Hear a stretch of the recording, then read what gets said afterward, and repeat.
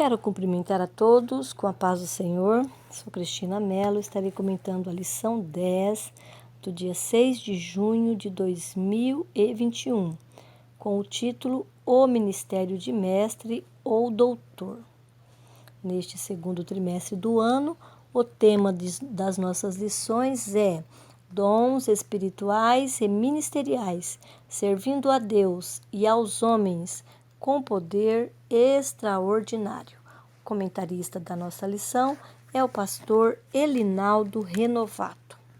O texto áureo nos diz assim: de modo que, tendo diferentes dons, segundo a graça que nos é dada, se é ensinar, haja dedicação ao ensino. Romanos capítulo 12, versículos 6 e 7. A verdade prática diz: os vocacionados por Deus para o ministério do ensino são por ele chamados para edificar a Igreja de Cristo. Nesta primeira página aqui da nossa lição, nós temos ainda a leitura diária, que são 6 textos de segunda a sábado, onde você terá a oportunidade de consultá-los, meditar sobre eles, te ajudando a entender a lição que será ministrada aí na sua igreja. A leitura bíblica em classe está em 4 textos. Mateus capítulo 7, versículo 28 e 29, Atos capítulo 13, versículo 1, Romanos capítulo 12, versículos 6 e 7, Tiago capítulo 3, versículo 1. Mateus capítulo 7 diz assim: e aconteceu que, concluindo Jesus este discurso, a multidão se admirou da sua doutrina, porquanto os ensinava com autoridade e não como os escribas. Atos capítulo 13, versículo 1. Na igreja que estava em Antioquia havia alguns profetas e doutores, a saber, Barnabé e Simeão, chamado Níger, e Lúcio Cirineu e Manaém, que fora criado com Herodes, o tetrarca, e Saulo. Romanos capítulo 12, versículo 6. De modo que, tendo diferentes dons, segundo a graça que nos é dada, se é profecia, seja ela segundo a medida da fé. Se é ministério, seja em ministrar. Se é ensinar, haja dedicação ao ensino. Tiago, capítulo 13, versículo 1. Meus irmãos, muito de vós não sejam mestres, sabendo que receberemos mais duro juízo. Então, esses são os textos, 3 dele trazendo informações importantes acerca da pessoa, do mestre na igreja ou no meio do povo de Deus, e o último aqui, uma orientação ou uma coisa a ser observada por aqueles que têm esse dom e que estão ministrando, não é? Aqui em Mateus, nós vemos falando do nosso Senhor Jesus, que quando ele estava discursando, quando ele estava pregando, quando ele estava ensinando, a multidão se admirava da sua doutrina. Aqui é apenas um texto, mas nós temos vários outros na palavra de Deus, onde faz menção da diferença do ensino de Jesus dos demais conhecidos ali. Quem ensinava no tempo de Israel era quem? Eram as pessoas que estavam no templo, os escribas, os doutores da lei. Eles ensinavam os fariseus, os saduceus, e os escribas, como diz aqui no versículo 29, faz menção a eles eram responsáveis pelo ensino, aqueles homens que ficavam no templo ensinando. E está dizendo aqui que Jesus ensinava com mais autoridade que ele. Jesus era um mestre. Jesus é o mestre. Ele continua sendo o nosso mestre, porque a palavra dele está aqui, viva, não é? Viva dentro de nós, na nossa Bíblia, quando abrimos, meditamos, o Senhor continua falando com ele. Ele é o nosso mestre por excelência. Atos capítulo 13 fala também aqui do mestre na igreja. E aqui cita estes homens, dentre eles Saulo, que era profetas e doutores na igreja. Depois nós vemos aqui Romanos 12 falando sobre os ministérios e falando principalmente que aqueles que têm o ministério de ensino, que é o dom recebido por Deus, o dom ministerial, ele precisa também se dedicar ao ensino. Nós vamos ver que o dom ministerial, ele é um dom dado por Cristo à igreja, e ele dando o dom, o Espírito Santo capacita estes homens ou mulheres com este dom com esse ministério de mestre. Eles têm uma capacitação dada pelo Espírito Santo, mas não podem parar de estudar. Ninguém pode parar de estudar. Todos nós devemos estar constantemente consultando e estudando na palavra de Deus. E em Tiago 3 aqui está falando sobre as responsabilidades, ou a responsabilidade que cai sobre o mestre, não é? O Tiago diz: meus irmãos, muito de vós não sejam mestres, sabendo que receberemos mais duro juízo. Aqui também lembrando aquele outro versículo que fala: quanto mais lhe será dado, mais lhe será cobrado. E os mestres, o entendimento das Sagradas Escrituras é dado pelo Espírito Santo. E quanto mais você recebe, mais será cobrado. Aí aqui nós temos, já no início aqui do nosso livro de apoio, o pastor, ele falando que os dons ministeriais concedidos por Deus para edificação e aperfeiçoamento dos santos, dentre eles está o de doutor ou mestre. E aqui ele vai falar do pouco reconhecimento. Talvez até algumas pessoas, vendo um mestre falar na igreja, nem vai reconhecê-lo como mestre, não é? É fácil você ver o pastor na igreja, saber que ele é o pastor, o evangelista, no caso aqui dos dons de serviço, o presbítero, o diácono, não é? O apóstolo, hoje se fala muito no apóstolo, mas é difícil alguém chamar ou falar que a pessoa é mestre. É um dom com pouca evidência na igreja. O que marca o trabalho de um mestre no dom ministerial dele é o trabalho dele. É o que ele faz em prol à Igreja de Cristo, ajudando, ensinando a refutar heresias, ensinando a palavra, não é? E é isso que chama a atenção do ensinador em geral.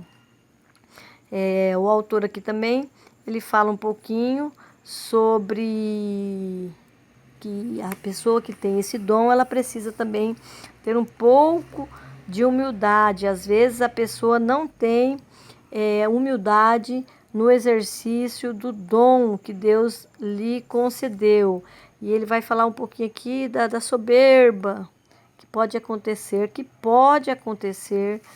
na vida de um mestre. E aí aqui ele vai falar também que alguns deles, que é uma coisa preocupante também, cobram cachês para ensinar, seguindo também o exemplo de cantores e pregadores.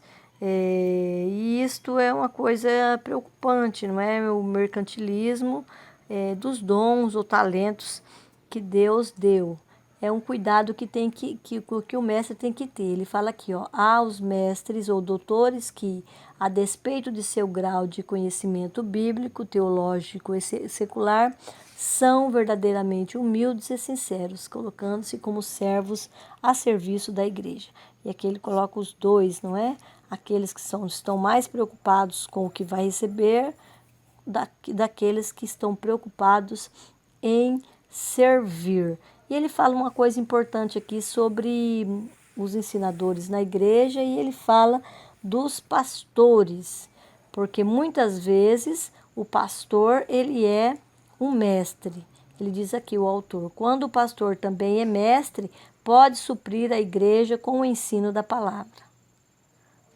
Muitas vezes o pastor, ele tem dois ministérios, tanto o de pastorado, como também o de mestre. Mas aqui ele acrescenta: mas nem todo pastor tem esse dom. Assim como nem todo mestre tem o dom de ser pastor. Pode acontecer, mas não é uma regra. Na verdade, em nenhum ministério há uma regra. Então vamos ao nosso tópico 1, que traz por título Jesus, o mestre por excelência. A palavra mestre nas escrituras, ela tem o significado de uma pessoa que é superior às outras em poder, autoridade, conhecimento ou em algum outro aspecto. Essa definição aqui foi retirada do dicionário Wycliffe, página 1261. Aqui na lição ainda traz o significado da palavra Edom, no hebraico, que quer dizer soberano ou senhor, e a palavra Rab, designa um professor comum. Com relação ao nosso Senhor Jesus, conforme João 4,31, ele foi chamado Rabi, indicando que ele era um mestre superior. Então as pessoas o chamavam de meu mestre, meu Senhor. Tem também um outro significado de mestre, ou um outro termo que significa mestre, que foi quando Maria, ali na sepultura de Jesus, após a sua ressurreição, o chama de Rabone, que quer dizer mestre, que já está na palavra, em João capítulo 20, 16. Ela o está chamando de mestre. Ainda nós vemos outros textos, outros termos no grego, que é o didascalo, que aí daí surgiu a palavra, o termo didática, que é aquela pessoa que ensina, o professor. Também é muito usado nas Escrituras, principalmente no Novo Testamento, onde foi onde foi traduzido primeiro para o grego. Nós temos uma passagem também em Mateus capítulo 23, 7 e 8, o qual Jesus proíbe o uso desse termo entre os discípulos. Era uma prática no meio dos discípulos dos fariseus chamá-los de mestre. Jesus até faz menção a isso lá em Mateus 23, 7 e 8. E Jesus proíbe que eles sejam chamados, que eles aceitem ser chamados de mestre.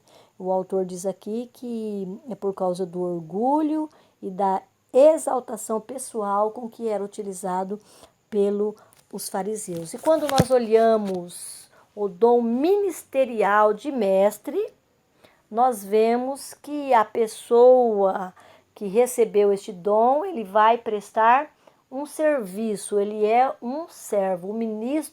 Os ministros de Cristo são servos, não é? Eles servem a igreja com os dons que o Senhor deu.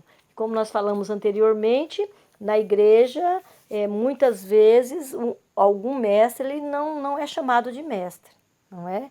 E nós falamos também que nem todos que ensinam têm o dom ministerial de mestre, não é? Mas todo mestre é uma pessoa que ensina, responsável pelo ensino na igreja, porque é um dom que o Senhor deu a ele. Ele foi dado à igreja com esse dom. Aí no outro tópico vai falar sobre Jesus, o mestre da Galileia. Jesus na Galileia, no meio do povo, onde quer que ele estivesse, ele estava sempre ensinando. Nós vimos nas aulas anteriores que Jesus pregava, Jesus foi missionário, evangelista, mas ele também exercia essa missão de ensino, muito mais de ensino. Tanto é que quando ele comissiona aqueles 11, ele fala de ensino, ensinando-os a guardar todas as coisas. Ide e ensinai. Então Jesus ele deu sempre uma grande importância para o ensino. Por quê? Porque o ensino ele traz para as pessoas conhecimento. conhecimento da Escritura. No caso do mestre, revelação do que está na palavra de Deus, com finalidades de ensino, de crescimento, de capacitação, para edificação, refutar heresias, ensinar verdades eternas. Então, falando de Jesus, ele ensinava, ele evangelizava de maneira eficaz. Era um mestre perfeito, o doutor incomparável. Mateus capítulo 4, versículos 23 e 20 a 25. Ele também, como diz aqui na nossa lição, o pastor fala que os discursos dele, a maneira com que ele falava, estava inflamado pelo amor às pessoas. A eloquência de Jesus, na hora das suas ministrações, convencia as pessoas que o ouviam. Ele não ensinava teorias abstratas ou acadêmicas que impressionassem as pessoas, mas ele ensinava aquilo que ele vivia. Ele vivia o que ensinava e ensinava o que vivia. E isso chamava a atenção das pessoas. Aqui há uma comparação também com os escribas, que Jesus ele tinha uma autoridade superior a eles. Mateus 7, 28, 29. Esse texto está aqui na nossa leitura bíblica em classe. Porquanto os ensinava com autoridade e não como os escribas. E esta autoridade também era porque o que Jesus falava vinha de Deus. O que Jesus falava era a verdade. E aquilo chamava a atenção das pessoas. É uma característica também do mestre, não é? Aquele que tem um dom ministerial de mestre. A eloquência, ou a maneira com que eles ensinam, chama a atenção das pessoas. Em relação a Jesus, o autor diz aqui: os que o ouviam só tinham duas opções: amá-lo ou odiá-lo. Jamais a indiferença. Jesus transtornava a consciência do acomodado e aquietava o coração do perturbado. Gostei dessa frase que está aqui na nossa lição. Ainda como característica de mestre dos mestres, ele deixou grandes exemplos da sua pedagogia para aqueles que ensinam. Jesus ele conhecia a matéria que ensinava, Lucas 24, 27. Aqui fala que ele começou a falar por Moisés, profetas, e foi explicando tudo o que estava registrado na palavra. Então, ele tinha conhecimento da matéria que ele estava ensinando. Ele também conhecia seus alunos. Se ele estava em meio aos principais dos sacerdotes, ele fazia menção à lei, ele fazia menção aos mandamentos iniciais lá, os 5 primeiros livros. Por quê? Porque eles tinham conhecimento disso. Então, eles sempre levavam as pessoas, levava o assunto ou o seu discurso de acordo com o conhecimento das pessoas. Se ele estava no meio das pessoas simples, ele falava por meio de parábolas. Tem a parábola do semeador, a parábola da dracma perdida, que era uma parábola que os judeus entendiam muito, eles sabiam o valor de uma dracma. Então, Jesus ele conhecia seus alunos e conhecia para quem ele estava ensinando. E ele reconhecia o que havia de bom em seus alunos. Aqui cita João capítulo 1, 47, aquela passagem de Natanael, quando Jesus fala que ele é um jovem em que não há dolo. Então, ele conhecia o que havia de bom nos seus alunos. Ele ensinava as verdades bíblicas de maneira simples e clara, e ele variava o método. Então, ele falava, dependendo da ocasião, em parábolas, ele usava o método perguntas e respostas, discursos, preleção, leitura e demonstração.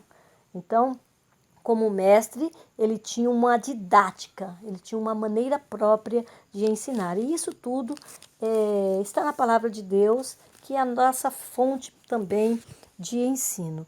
E Jesus também é reconhecido como um mestre divino. E quem o reconhece como um mestre era um mestre da lei chamado Nicodemos, João capítulo 3, versículo 1 e 2.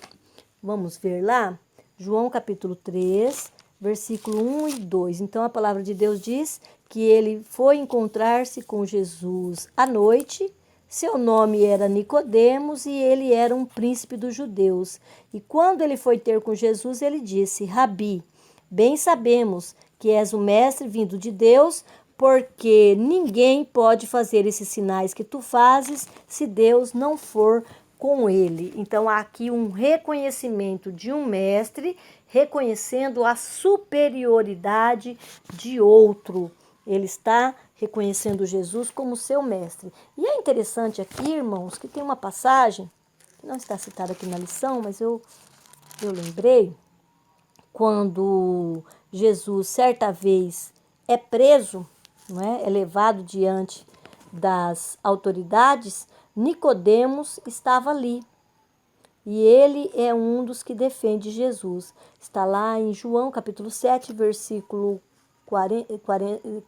50 e 51. Diz assim: Nicodemos, que era um deles, o que de noite fora ter com Jesus, disse-lhes: Porventura condena a nossa lei um homem sem primeiro o ouvir e ter conhecimento do que faz? Então aqui ele faz uma defesa de Jesus seguindo a lei, que dizia que ninguém poderia ser acusado sem antes ser defendido.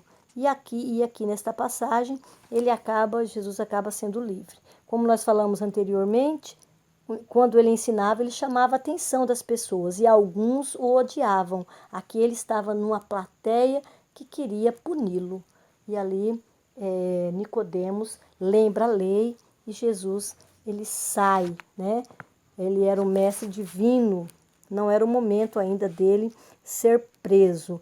Paulo também, quando está pregando, ele faz menção à sabedoria ou à pregação ou a forma de falar com persuasão, em demonstração do Espírito, que é semelhante também ao que Jesus fazia. Quando ele fala ali com Natanael, que é um jovem em que não há dolo, era o Espírito Santo que estava falando com Jesus, não é? E Paulo ele fala isso também, 1 Coríntios 2, 4. O verso diz assim: A minha palavra e a minha pregação não consistiram em palavras persuasivas de sabedoria humana, mas em demonstração do Espírito e de poder. Uma das maiores causas do descrédito no evangelho pregado por muitas igrejas, diz o autor, é que muitos pregadores é a falta de autenticidade na vida deles. Jesus ele demonstrou com sua palavra e com seus feitos que ele era um mestre divino. Ele pregava o evangelho vivo, que não consistia apenas em belos sermões, mas em vidas transformadas. E é isso que Paulo está falando aqui, que as palavras que ele está dizendo não vinham de sabedoria humana, mas em poder e demonstração do Espírito Santo. O mestre, a pessoa com o dom de mestre, ele tem sim que ter conhecimento humano, conhecer os conhecimentos de livros, por que não, de teologias, conhecer um pouquinho do grego, mas o mais importante é aquilo que está registrado na palavra de Deus. Pode acontecer de um mestre não ser uma pessoa que passou por uma academia e ela ter esse ministério de ensino, não é? Porque é um dom ministerial. Embora eu entendo que a pessoa que recebeu esse dom, ela tem uma curiosidade maior de conhecer, de ampliar o seu conhecimento em algumas outras áreas. Paulo ele tinha muito conhecimento. Ele era um homem que estudou aos pés de Gamaliel, ele conhecia muito a lei. Mas se nós formos olhar a vida do mestre Pedro. Pedro era quem? Pedro era um pescador. E quando nós lemos a epístola de 1 Pedro e 2 Pedro, não parece ser um texto escrito por uma pessoa indouta, não é? Que tenha pouco conhecimento das coisas. Nós vemos ali um mestre escrevendo. Tá certo que foi inspiração do Espírito Santo, mas tinha conhecimento também ali do que Pedro viveu, o que ele aprendeu nesse tempo. Essa carta, essas cartas que ele escreve é bem mais tarde. Então Pedro passou um tempo aí, não é? De meditação maior, de aprendizagem, não é? De um maior relacionamento com Deus, para ter toda aquela autoridade de mestre e escrever palavras tão profundas para nós. E Jesus também, no tópico 3, é um mestre da humildade. A fim de ensinar os discípulos acerca da humildade, nós sabemos que o nosso Senhor lavou os pés dos seus discípulos. O que é importante nesta passagem é nós lembrarmos ou sabermos que quem lavava o pé dos discípulos antes da ceia, quando se chegava para comer, eram os empregados do Senhor, eram os servos do Senhor. E ali, quem estava lavando o pé dos discípulos era o próprio Senhor Jesus. E é interessante que ele, dizendo isso, ele diz assim no João, capítulo 13, versículos 13 a 15. Vós me chamais mestres e Senhor, e dizei bens, porque eu o sou. Ora, se eu, Senhor e mestre, vos lavei os pés, vós deveis também lavar os pés uns aos outros, porque eu vos dei o exemplo, para que, como eu vos fiz, façais vós também. Então, Jesus aqui, ele faz e ele traz aqui o ensino, chama a atenção de que eles copiem o seu exemplo para servir a todos aqueles que estavam sobre o seu comando. Não talvez lavando os pés literalmente, mas sendo servo daqueles que estavam ali para receber algo deles, que é o papel também de um mestre, não é, nos nossos dias. Ele serve a igreja com esse dom maravilhoso. Homem ou mulher, diante deste dom de mestre, ele está a serviço do mestre Jesus. Dando continuidade, vamos ao tópico 2, o ensino das escrituras na igreja do primeiro século. Então, nós vamos falar aqui um pouquinho como foi o ensino, como foi que estes mestres, que nós vamos estar falando dos apóstolos, os primeiros mestres das Escrituras foram os integrantes do colégio apostólico, quando eles dão continuidade ou obedecem à ordem do Senhor Jesus. Então, antes de subir aos céus, Jesus dá uma ordem aos seus discípulos. Ele manda que eles ensinem as nações, não as nações, todas as nações, a guardar todas as coisas.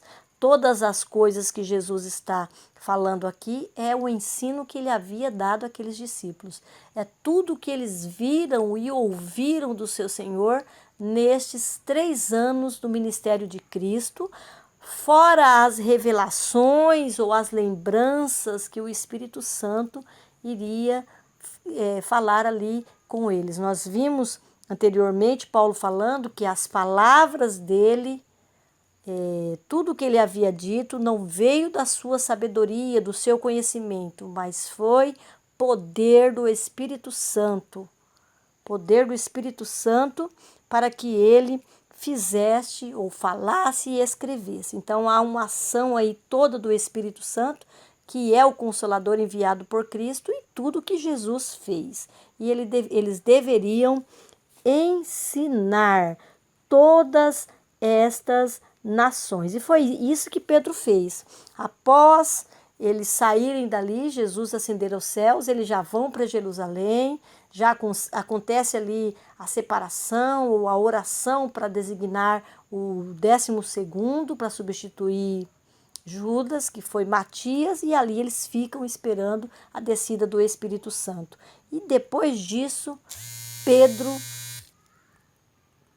ele traz ali um ensino. Eu acho interessante o jeito que o pastor fala, o pastor Elinaldo Renovato, fala que o discurso dele foi um ensino de pneumatologia, em Atos capítulo 2, versículos 14 a 40. E ali ele ensina, pelo poder do Espírito Santo, tudo o que aconteceu na história. Ele começa bem lá do começo, não é?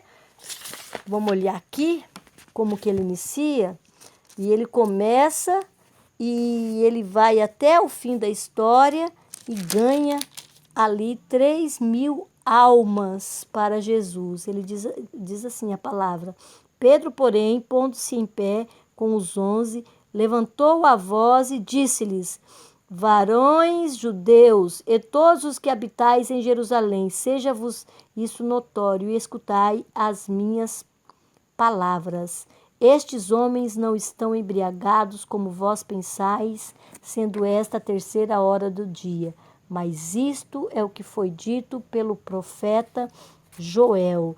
E ali ele começa falando tudo que era importante para aqueles homens ouvirem, e eles, a maioria ou todos que estão ali, aceita Jesus. Quase 3.000 almas de uma vez, com o mestre Pedro falando, não é? E isso foi em forma de ensino.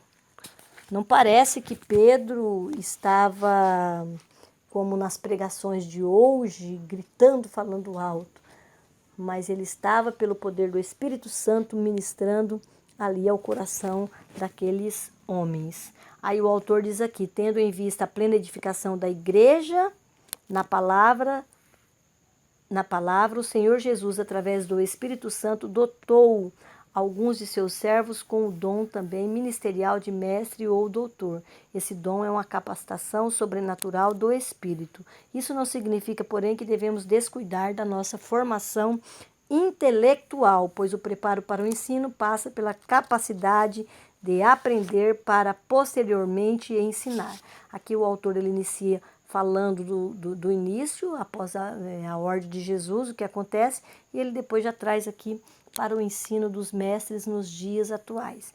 E aqui também é importante nós lembrarmos que esta formação, este preparo para o ensino, não é relacionado ao mestre apenas, aquele que tem o dom ministerial, mas a todos aqueles que ensinam, professores da escola dominical, todos aqueles que ensinam a palavra de Deus. Não pode descuidar da formação intelectual, precisa estudar. Precisa estudar a palavra de Deus, ter conhecimento. E depois nós vemos aqui o tópico 2, a doutrina dos apóstolos. É importante aqui lembrar que esta doutrina dos apóstolos era o conjunto de ensinos ministrados por eles aos novos crentes de forma eficaz, produzindo mudanças e transformações na vida dos que se convertiam com sinais e maravilha. Esta doutrina ensinada aos primeiros cristãos, ela também está em vigor nos nossos dias. Elas estão registradas nas Sagradas Escrituras, elas estão registradas nos Evangelhos de Cristo, porque tudo o que eles ensinavam foi o que eles tinham aprendido com Jesus. Tudo que está registrado na palavra foi o que Jesus disse ou o Espírito Santo trouxe revelação. O próprio Jesus e o Espírito Santo também, que é Deus. Então, esta doutrina dos apóstolos, ela está em vigor até os nossos dias. Os mestres ou doutores, diz o autor aqui, com humildade e amor, devem fundamentar seus estudos nos ensinos preciosos do Evangelho de Cristo. E é isso que nós precisamos estar constantemente observando. A palavra pregada, o ensino ensinado tem que ser de acordo com as Escrituras. E nenhum aluno, nenhuma pessoa, nenhum salvo que estiver ouvindo deverá aceitar algo contrário ao que está na palavra de Deus. Nós devemos refutar e aceitar apenas o que está na palavra de Deus. E aqui no subtópico 3 vem falar sobre o ensino persistente. Por que fala dessa persistência? Porque está falando da constância. A igreja, ela sempre ensinou e sempre vai ensinar, iniciando ali pelos integrantes do colégio apostólico até os dias de hoje, continuando ensinando. Atos capítulo 5, versículo 42, diz assim: 42. E todos os dias no templo e nas casas não cessavam de ensinar e de anunciar a Jesus Cristo. Naquele tempo não havia os templos que nós vemos hoje, com cadeiras macias, ar-condicionado, salas de escola dominical organizada para estudar. Não tinha nada disso. Eles aprendiam nas casas, em pequenos grupos, mas a palavra de Deus era sempre pregada. Lá em Atos capítulo 2, versículo 42 diz: e perseveravam na doutrina dos apóstolos e na comunhão e no partir do pão e nas orações. Então, o ensino, ele era constante, publicamente, nas casas, testificando, tanto a judeus como os gregos, a conversão a Deus e a fé no Senhor Jesus, conforme Atos, capítulo 20, versículo 20 e 21. Então, Deus, ele preparou esses homens para ensinar e ele continua levantando mestre nos dias de hoje. Na igreja primitiva também havia mestres. Nós sabemos que lá na igreja de Antioquia havia profetas e mestres. São citados alguns lá, Atos capítulo 13, versículo 1. E o mesmo que o Senhor fez na igreja primitiva, ele faz nos dias de hoje. Dando continuidade aqui, vamos para o terceiro tópico, a importância do dom ministerial de mestre. E aqui o autor, ele vai falar da necessidade urgente da igreja, que é o ministério de ensino, que muitas vezes está na mão dos mestres da igreja e também de pessoas que estão no ministério de ensino, que nós vamos ver que também é um dom de serviço, e eles estão ali para ensinar, professores da escola dominical, os líderes que estão nos seus grupos. Nem todos recebem o dom de mestre, mas de alguma forma são responsáveis pelo ensino. E aqui no nosso livro de apoio, o autor ele vem trazer aqui para nós vamos dizer assim, uma organização de como se deve acontecer o ensino na igreja. Então, ele vem falar primeiro da questão do discipulado, que vem logo após a evangelização, o discipulado dos novos convertidos, e ele diz aqui que este discipulado ele não deve ser visto como apenas algumas lições da escola dominical ou alguma sala que ele vai se preparar para o batismo, mas ele deve ser uma constante na vida do salvo. O discipulado cristão é para toda a vida. Não tem um tempo de deixar de ser discipulado, porque envelheceu, porque já desceu as águas, mas ele deve ser constante na nossa vida, na vida de todos nós. E a missão dos mestres e doutores da igreja é de grande valor, olhando a vida, olhando os salvos da igreja. Por quê? Porque eles foram postos. O mestre ele foi colocado, ele foi posto, ele foi dado à igreja com a missão de ensinar. Então, ele precisa ser uma pessoa dedicada ao ensino, porque a responsabilidade dele é grande. Está lá em 1 Coríntios 12, 28. E a uns pôs Deus na igreja, primeiramente apóstolos, em segundo lugar profeta e em terceiro doutores. Esses doutores aqui são os mestres. Então, os pregadores, os evangelistas, os missionários pregam a palavra, atraindo as almas para Cristo.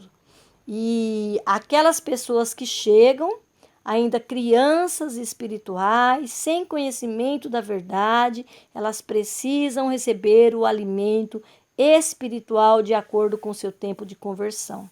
Os crentes mais antigos, supostamente, devem ter mais maturidade, mas todos necessitam do ensino fundamentado e expresso na sã doutrina.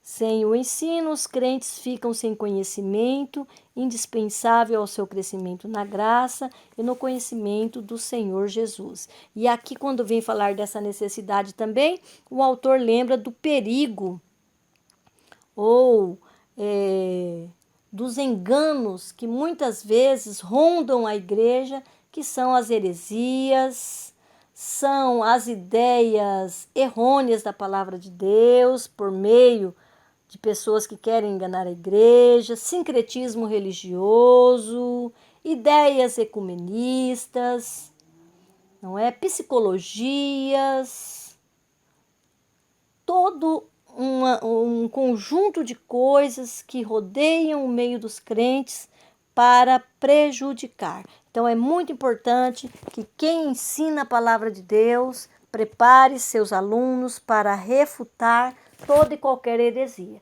E isso só acontece quando é ensinado a verdade. Não existe melhor antídoto para heresias e mentiras do que a verdade que está na palavra de Deus. O autor diz aqui: esse dom do Senhor é para a igreja amadurecer em todas as dimensões da vida cristã e ao mesmo tempo em que desmascara os falsos ensinos. Efésios 4:14, Oséias 4:6. Depois ele vem falar da responsabilidade de um discipulado contínuo, que nós já falamos ali um pouquinho anteriormente, que o ensino ou o discipulado ele não para quando a pessoa desce as águas, mas ele deve continuar por toda a vida. E depois ele vem falar no tópico 3 sobre os requisitos necessários aos mestres. Ele traz aqui 4 requisitos. O primeiro é um salvo em Cristo. Não pode haver dúvidas quanto à própria experiência salvífica por parte do vocacionado para o ministério de ensino. 2 Timóteo 2, 10 a 13. Infelizmente, há pessoas que não creem naquilo que ensina. Assim, não há verdade nem firmeza nelas. Então, o mestre, ele é um salvo em Cristo, porque o que ele vai ensinar é algo que ele acredita, que ele crê, que ele vivencia. Ele também precisa, o mestre, ter o hábito de ler. Em nosso país, a leitura é um problema cultural. Se as pessoas leem pouco, a igreja pouco lerá. Entretanto, como ensinaremos se não lermos? O hábito da leitura era levado a sério no ministério do apóstolo Paulo. 1 Timóteo 4,13, 2 Timóteo 4,13. Então, o hábito de ler. Ler o quê? Ler a palavra de Deus.